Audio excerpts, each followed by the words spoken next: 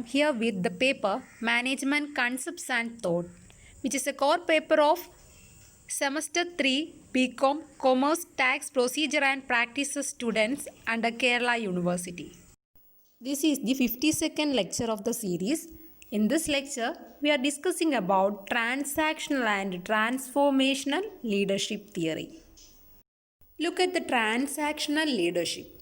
Transactional leadership, also known as managerial leadership. Transactional leadership is a style of leadership in which the leader promotes compliance of his or her followers through both rewards and punishments. Transactional ലീഡർഷിപ്പിനെ managerial leadership എന്നും പറയും. Transactional leadership എന്ന് പറയുന്നത് ഒരു style of ലീഡർഷിപ്പാണ്.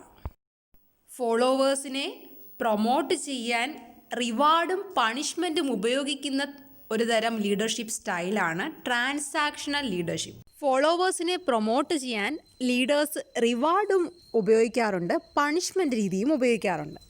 Reward കിട്ടുമ്പോൾ ബെറ്ററായിട്ട് perform ചെയ്യുന്ന ഫോളോവേഴ്സും ഉണ്ടാവും.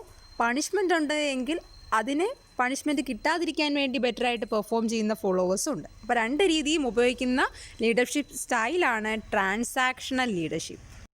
Transactional leadership is also called as true leadership style. Transactional leadership, the leader has the right to punish his or her subordinates if their performance is not according to the predetermined standard. Transactional ലീഡർഷിപ്പിൻ്റെ വേറൊരു പേരാണ് true leadership style. നമ്മൾ നേരത്തെ മറ്റൊരു പേര് പറഞ്ഞിരുന്നു, managerial leadership എന്നും transactional ലീഡർഷിപ്പിനെ പറയും. ട്രാൻസാക്ഷണൽ ലീഡർഷിപ്പിലെ ലീഡേഴ്സിന് അവരുടെ സബോർഡിനേറ്റ്സിനെ പണിഷ് ചെയ്യാനുള്ള റൈറ്റ് ഉണ്ട്. എപ്പോഴാണ്?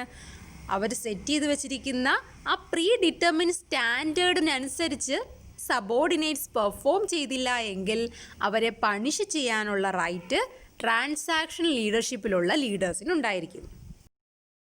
The term transactional refers to the fact that this type of leader essentially motivates subordinates by exchanging rewards for performance. Transactional leadership has more of a telling style.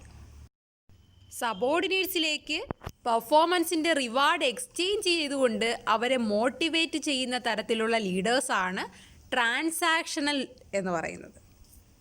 ഇത് കൂടുതലും telling ടൈപ്പായിട്ടുള്ള എന്ത് ചെയ്യണമെന്ന് leader സബോർഡിനേറ്റ്സിനോട് പറഞ്ഞു കൊടുക്കും. അപ്പോൾ ഒരു ടെല്ലിംഗ് സ്റ്റൈലാണ് transactional leadership ഉള്ളത്. Then look at the advantages and disadvantages of transactional leadership. First, we have to discuss what are the advantages of transactional leadership. It can be very effective for motivating subordinates and eliciting productivity. It must be very clear structured. Achieves short-term goals quickly. The rewards and penalties are clearly defined for workers. These are the advantages of transactional leadership. സബോർഡിനേറ്റ്സിനെ motivate ചെയ്യുന്നതോടൊപ്പം തന്നെ അവരിൽ നിന്നുള്ള productivity കൊണ്ടുവരാനും transactional ലീഡേഴ്സിന് സാധിക്കും. അതുപോലെ തന്നെ ഒരു ക്ലിയർ സ്ട്രക്ചേർഡ് ആയിട്ടുള്ള ഒരു സ്റ്റൈലാണ് ട്രാൻസാക്ഷണൽ ലീഡർഷിപ്പിനുള്ളത്.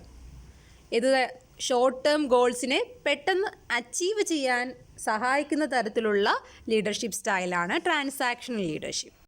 നന്നായിട്ട് പെർഫോം ചെയ്തു കഴിഞ്ഞാൽ എന്തൊക്കെ റിവാർഡ്സ് കിട്ടും, ചെയ്തില്ലെങ്കിൽ എന്തൊക്കെ പെനാൽറ്റീസ് ആണ് ഉള്ളത് എന്ന് വർക്കേഴ്സിന് ക്ലിയർ ആയിട്ട് ഈ ട്രാൻസാക്ഷണൽ ലീഡേഴ്സ് പറഞ്ഞു കൊടുക്കും. Then look at the disadvantages. This type of leadership is flawed since it motivates people only on the base level. Creativity is limited since the goals and objectives are already set. Ego states are difficult to define. Does not reward personal initiatives. These are the disadvantages. Base ലെവലിലുള്ള പീപ്പിളിനെ motivate ചെയ്യാൻ മാത്രമേ transactional ലീഡർഷിപ്പിന് സാധിക്കുകയുള്ളൂ. അതുപോലെ തന്നെ already set ചെയ്ത് വെച്ചിരിക്കുന്ന ഗോൾസിനും ഓബ്ജക്റ്റീവ്സിനും ഒരു creativity കൊണ്ടുവരാൻ ട്രാൻസാക്ഷണൽ ലീഡർഷിപ്പിന് സാധിക്കില്ല. ഈഗോ സ്റ്റേറ്റുകളെ ഒന്നും ഡിഫൈൻ ചെയ്യുക എന്ന് പറയുന്നത് എളുപ്പമുള്ളൊരു കാര്യമല്ല. പേഴ്സണൽ ഇനിഷ്യേറ്റീവ്സിനെ ഒന്നും കൺസിഡർ ചെയ്യുന്നില്ല, അതിനൊന്നും റിവാർഡൊന്നും ട്രാൻസാക്ഷൻ ലീഡേഴ്സ് നൽകുന്നില്ല. These are the disadvantages of transactional leadership. Then look at the transformational leadership. Broaden and elevate the interest of their employees when they generate awareness and acceptance of the purposes and the mission of the group, and when they stir their employees to look beyond their own self-interest for the good of the group. ഗ്രൂപ്പിൻ്റെ മിഷനും പർപ്പസും ഒക്കെ മനസ്സിലാക്കി അതിനെ accept ചെയ്തുകൊണ്ട് എംപ്ലോയീസിൽ ഒരു interest കൊണ്ടുവരാനാണ് transformational leadership ശ്രമിക്കുന്നത്. Then look at the disadvantages of transformational leadership. First one, restricted applicability in special circumstances. Transformational leadership is not a one-size-fits-all leadership style. One of its drawbacks is its inapplicability in certain situations. For example, it is useless in groups or organizations composed of followers performing routine or mechanized tasks. ചില special സർക്കംസ്റ്റാൻസസിൽ transformational ലീഡർഷിപ്പിനെ apply ചെയ്യാൻ സാധിക്കില്ല. Next disadvantage is dependence on the cultural context of the leadership situation. Cultural factors also limit or counteract the strength and advantages of transformational leadership.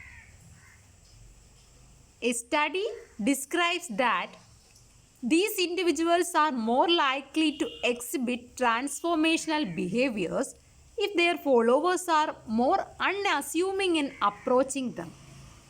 What the study suggests is that cultural context determines the applicability and effectiveness of the transformational approach. Cultural factors transformational ലീഡർഷിപ്പിൻ്റെ അഡ്വാൻറ്റേജസിനെയും അതിൻ്റെ സ്ട്രെങ്തിനെയൊക്കെ limit ചെയ്യുന്നുണ്ട്. Next disadvantage is can place high amount of pressure on the followers. Transformational leaders ഫോളോവേഴ്സിന് work complete ചെയ്യാനായിട്ടുള്ളതും responsibility ഏറ്റെടുക്കാനും വേണ്ടിയിട്ട് ഒരുപാട് പ്രഷർ ചെലുത്താറുണ്ട്. അതതിൻ്റെ ഒരു ഡിസഡ്വാൻറ്റേജ് ആയിട്ട് നമുക്ക് പറയാം. The last one is can have a negative effect on creativity and innovation. The dependency of the subordinates may reduce their individual creativity. These are the 4 disadvantages of transformational leadership. Okay, my dear students, this is all for today's session. Thank you for listening.